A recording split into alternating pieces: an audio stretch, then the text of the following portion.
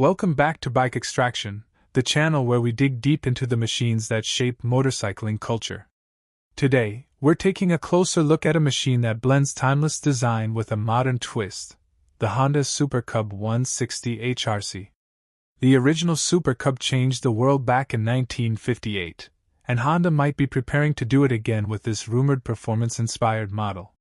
So, is the 160 HRC the boldest chapter yet in the Cub's long story? Let's find out.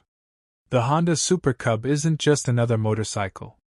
It's the most produced motor vehicle in history, with over 100 million units sold worldwide.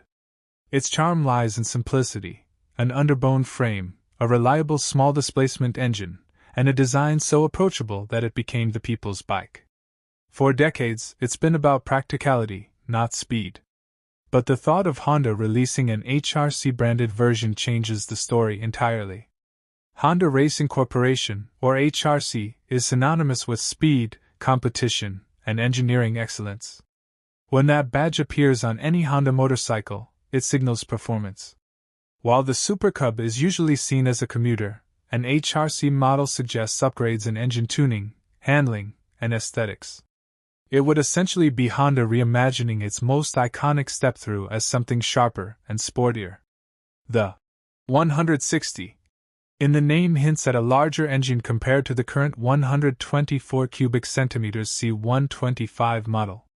A 160 cubic centimeters single-cylinder, possibly fuel-injected and air-cooled, would give the Cub noticeably more torque and top-end pull. Instead of being a purely city-bound commuter, the 160 HRC could handle longer stretches of highway and steeper climbs with ease.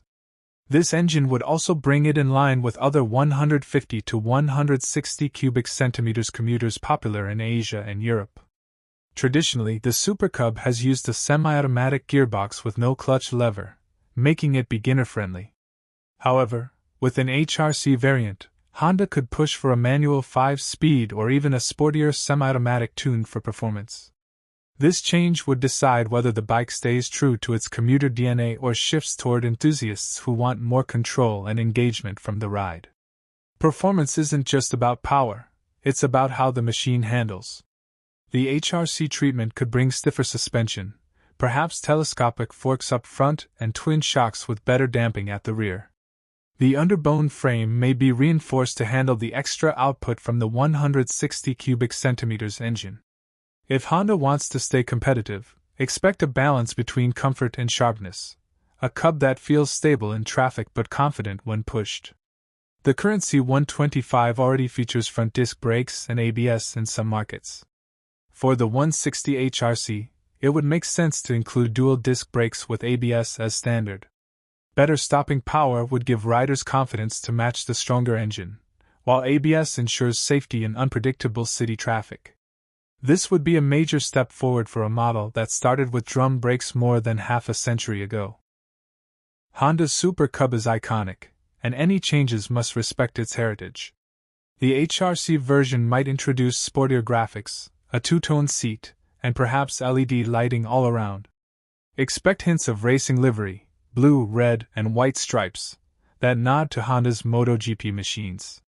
At the same time, the step-through silhouette and leg shield would remain, keeping the instantly recognizable Cub DNA alive.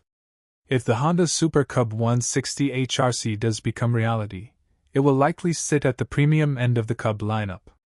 The current Super Cub 125 sells for around $3,800, so the HRC 160 could push closer to $4,500 to $5,000 USD, depending on market and features.